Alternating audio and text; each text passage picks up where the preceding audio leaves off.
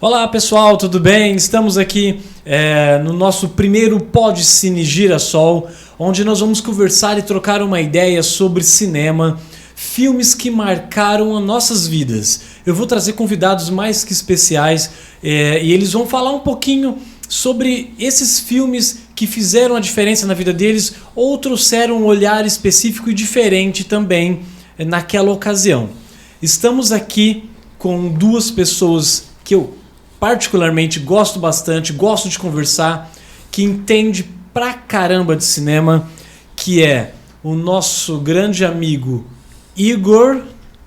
E aí, Igor? E aí, Rodrigo, valeu, obrigado pelo convite, cara. Tô aqui muito feliz para participar dessa primeira edição do Pod Cine Girassol. Eu espero que eu possa ajudar e compartilhar um pouco do que eu gosto e um pouco da minha visão sobre o cinema com um filme muito legal. É muito interessante o filme que eu trouxe pra gente conversar. Eu tô ansioso pra poder ver esse filme seu aí, pra gente conversar um pouquinho sobre ele. E o prazer é meu te receber aqui, tá? Temos outro convidado bem interessante, bem legal aqui, que é o meu grande amigo João. E aí, João? E aí, beleza? Cara, tudo certo? E aí, tudo pessoal ótimo. Que está acompanhando aí o Pod Cine. É um prazer estar aqui, imenso mesmo. Quero muito apresentar um pouquinho do que eu sei, da minha parte, e o meu filme que eu tô trazendo para vocês é o Pateta, o filme. O pessoal aqui olhou já com aquela cara meio, mas é uma coisa muito especial mesmo. É uma animação, né? Um desenho. É isso aí mesmo. Pra mim, a minha parte é mais essa coisa de animação, eu gosto mais, né? Tá certo, João. Vamos conversar bastante sobre isso, beleza? Vamos começar então com o Igor.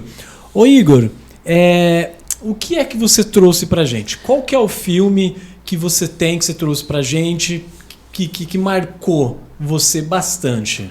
Olha, eu trouxe um filme que talvez ele não seja muito conhecido, mas é um filme que com certeza o original, né, a adaptação que ele foi feita a partir do original é bem conhecido.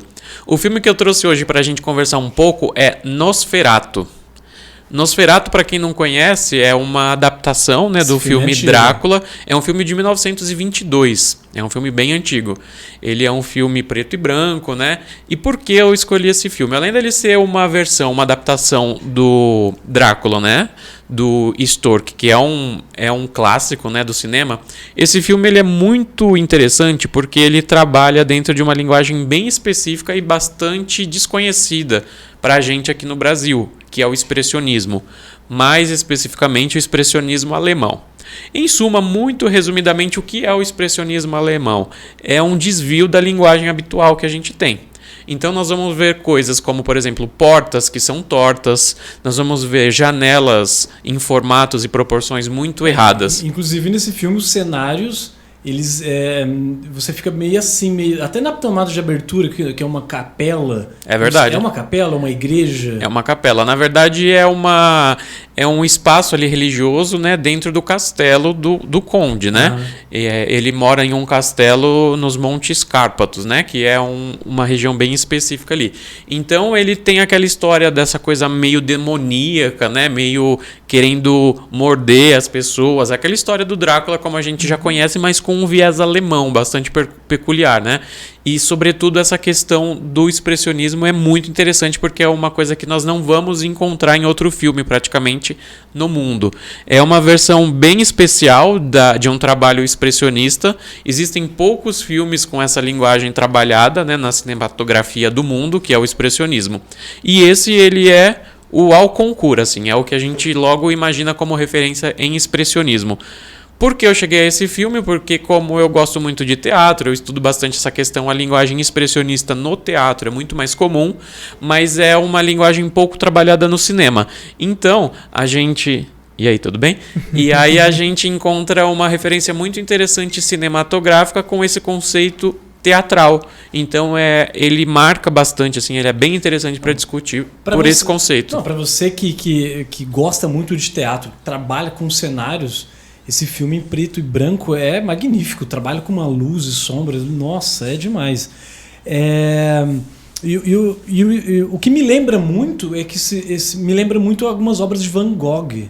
Esse filme. E eu não sei se foi esse expressionismo alemão, ele veio de Van Gogh, trouxe alguma coisa assim, porque tem alguns filmes alemães dessa mesma época que se baseiam muito nesses quadros, principalmente Van Gogh. Eu acho bem interessante. Não é habitual hoje, né? Hoje em dia. Por exemplo, se a gente for fazer como você fez um paralelo de uma obra de arte que é bastante conhecida, é o Grito, né? O Grito é aquela obra que o cara tá assim andando em uma ponte, aquilo ali é um expressionismo também. Então, para vocês imaginarem mais ou menos o que é o conceito do filme, essa questão mais distorcida da realidade, uma visão pouco peculiar dos acontecimentos diários, né? Então, o Goethe, que é aquele autor da obra do Grito, que é bem conhecida, que já se transformou até em meia, né? Eu, inclusive, tenho uma meia dessa com o Goethe. As suas meias são peculiares. As meias são meias marcantes. Eu costumo dizer que são meias felizes, né? São rap socks. Então, eu quero muito implementar esse conceito aí de rap socks que deixam as vidas das pessoas bem mais felizes. Voltando para o cinema e para o expressionismo, é bem interessante, porque a gente pode ter uma ideia do que é esse filme. Então fica a dica, é um filme bem interessante que a gente pode conversar mais. Quem tiver perguntas e quiser discutir mais, manda as mensagens aí nas nossas redes sociais. E é um filme que, inclusive, a gente encontra com facilidade na internet.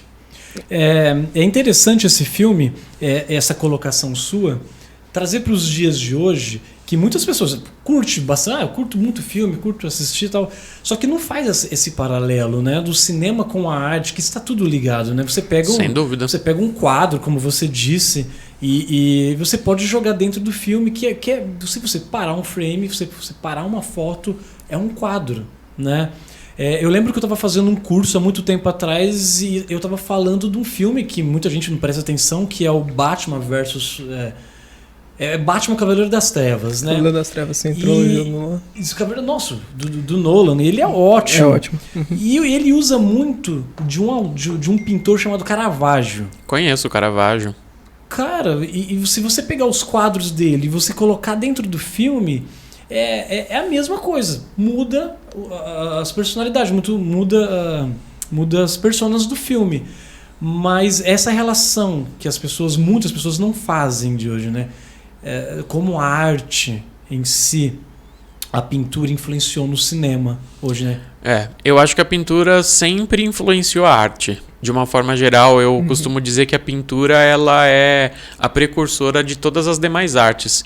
Se a gente for fazer um raciocínio rápido, a primeira obra de arte que a gente encontra, talvez na história da humanidade, é uma pintura rupestre, ou seja, uma pintura, né?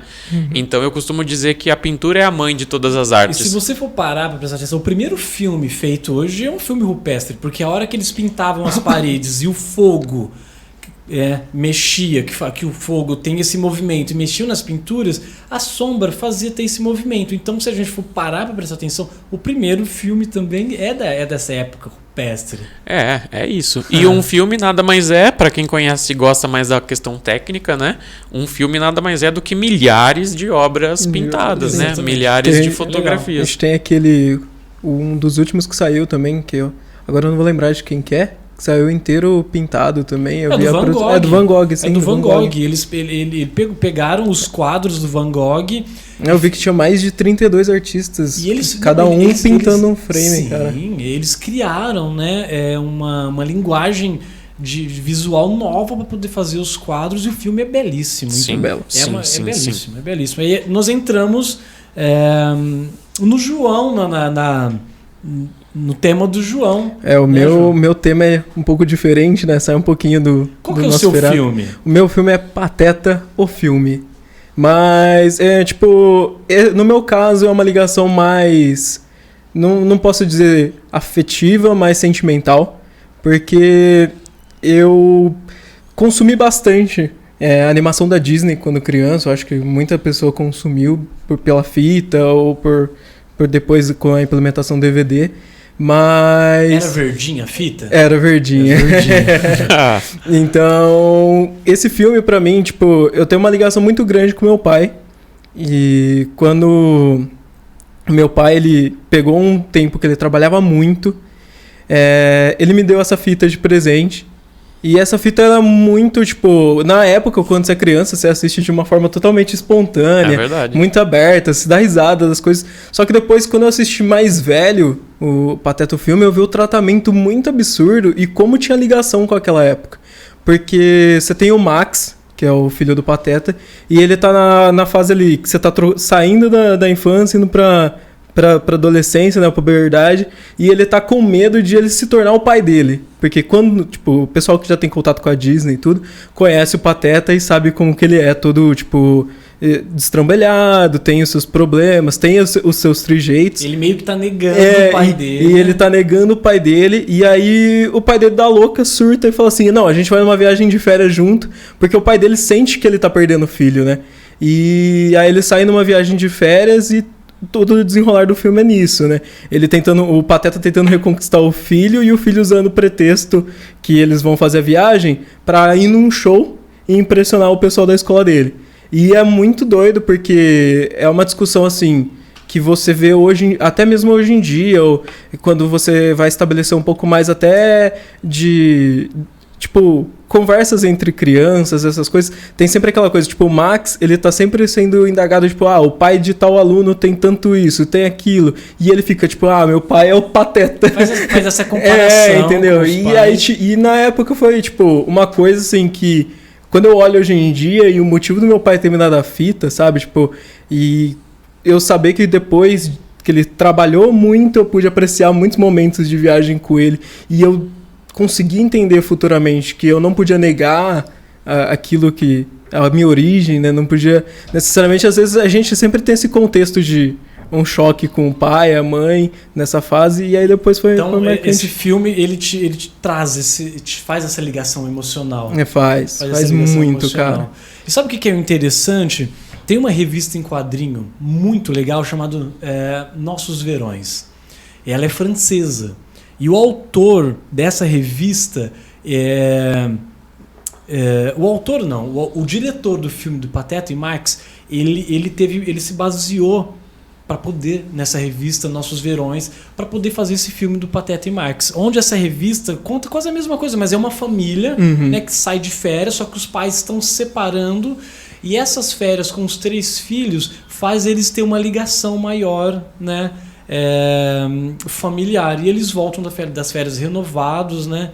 E o diretor acabou se baseando nessa história para poder fazer o filme do Pateta e Max. Eu confesso que eu nunca assisti por inteiro esse filme do Pateta e Max, mas eu conheço pessoas que falam super bem, inclusive dessa relação emocional. Cara, é porque que tem dos personagens. É uma fase assim que quando a gente olha para Disney de uma forma diferente, é uma fase onde ela tá trabalhando com... tipo, ela tem lá o Mickey, ela tem o Pato Donald, ela tem o Pateta, só que é uma fase onde todas as animações que ela dá para esses personagens, tem um sentido mais... não só ser engraçado, entretenimento, mas tem a questão também, tipo, passar uma mensagem.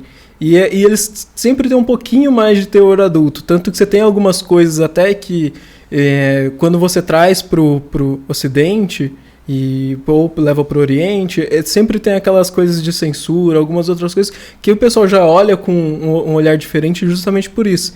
Porque a ideia é não só dar essa questão de alegria para a criança, mas também futuramente que ela reveja aquilo como algo que marcou a infância dela como uma mensagem. Mas isso é o interessante da Disney, Igor. Ela sempre faz de alguma forma que te liga emocionalmente. Você pode passar os anos e você rever o filme e ele vai te ligar de uma forma emocional tão forte que você vai passar para o seu filho e você vai querer que o seu filho veja com outros olhos. E é o que tem acontecido com esses filmes novos. Rei Leão, que fizeram... que refizeram em live action, né, os filmes, trazendo para renovar o público, para ter essa ligação emocional.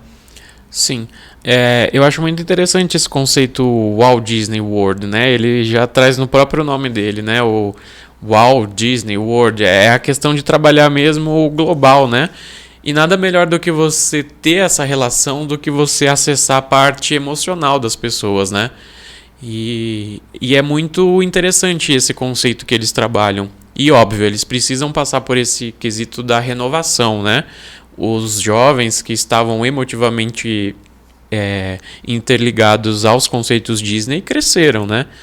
E esse trabalho ele não cessa, né? E talvez o impacto dessas novas gerações da Disney venham por parte dos próprios pais, né? Que uma vez impactados lá, eles vão levar isso para o resto da vida.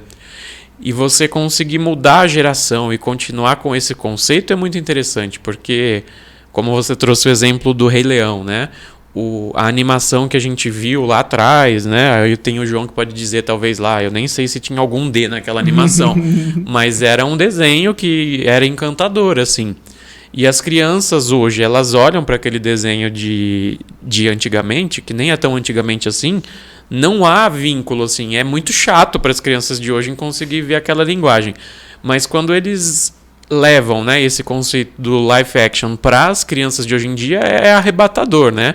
Ver o leãozinho falando com o outro e essa necessidade da atualidade que o olhar das crianças buscam é uma sacada muito interessante, né? Que eu acho que o diferente de Nosferatu, né, que querendo ou não, apesar dele envelhecer, ele envelhece bem e contribui ainda pro filme, né? Sim. Tipo, é um envelhecimento que contribui. Eu acho que pra Disney o envelhecer de vez em quando é bom por causa da nostalgia, mas não é necessariamente aquilo que contribui. Então, hoje em dia, querendo ou não, um monte de coisa, às vezes o pai, por ter uma ligação até mesmo com os super-heróis, essas coisas, a criança consome uma coisa mais visivelmente cheia de efeito visual, e às vezes quando ela realmente assiste esse filme, ela fala, pô... E ainda mais hoje em dia que a maioria dos desenhos está se renovando para 3D justamente por ser uma prática mais fácil de animação e que gasta menos tempo e custo. O que acaba ganhando nesse desenho é essa relação que foi abordada, os temas que fazem uma ligação com as pessoas, muito mais do que a animação, né? Que é bem simples, mas os temas são complexos e profundos, né? Bom, é isso, pessoal. Agradeço a presença de vocês, de estar contribuindo aqui para o nosso podcast hoje. Espero encontrá-los vocês aqui outras vezes. Vai ser um prazer imenso. O papo foi super gostoso, mas como diz o meu amigo Igor, tudo que é gostoso vai acabando um pouco mais rápido, o tempo vai passando mais rápido, né? Muito obrigado, Igor, por ter colaborado aqui com a gente. Eu que agradeço e pode contar comigo quando quiser. Agradeço. João, muito obrigado pela sua colaboração. Eu que agradeço igualmente também. Tamo aí por que precisar. Valeu, muito obrigado. Pessoal, espero vocês no nosso próximo podcast com convidados especiais, trazendo filmes especiais também para vocês. E que vocês, se não assistiram esses filmes, dão uma pesquisada, vale muito a pena. Eu tenho certeza de que eles vão contribuir para algo muito interessante nas suas vidas. Espero vocês até a próxima. Siga nossas redes sociais no YouTube, Facebook e Instagram da Girassol. Ok?